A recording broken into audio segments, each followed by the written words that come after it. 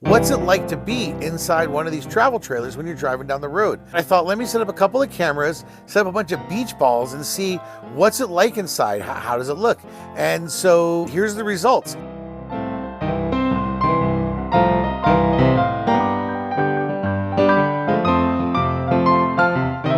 Hey, don't forget to subscribe to this channel, like this video, and I've got a whole lot of other videos coming out here in the next year, so stay tuned.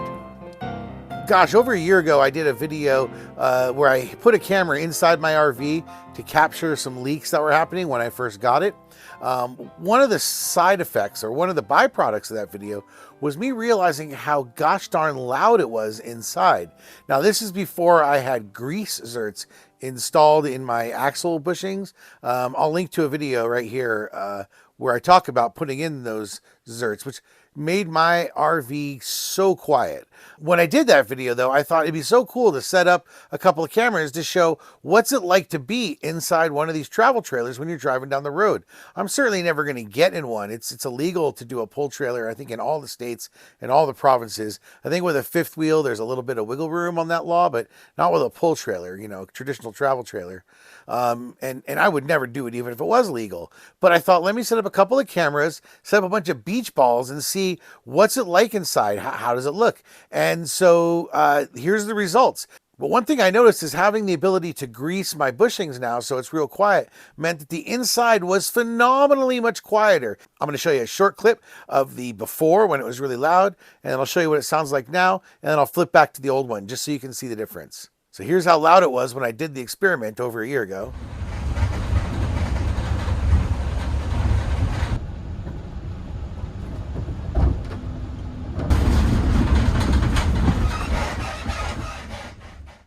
You can see it's much better now. I set up 5 different camera angles to capture me driving down the road and capturing what it's like inside the RV when I take some turns. I did this in a local neighborhood, so it wasn't like on the freeway or anything.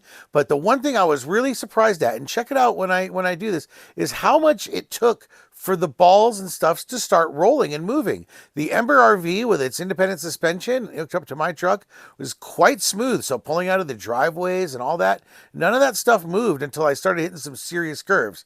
Check it out. Let me show you right now.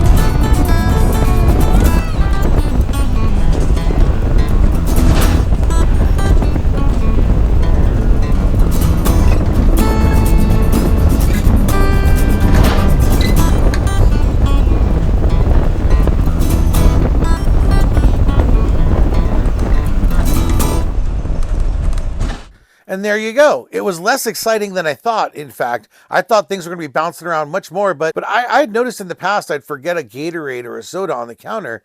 I'd start driving down the road and I'd realize, oh my gosh, I forgot my drink. I'd go in there expecting it to find it all over the floor and it'd still be sitting on the counter. So it just goes to tell you, if you're wondering how smooth the Embers are, they run pretty smooth. And as we enter into 2024, always remember, get busy living.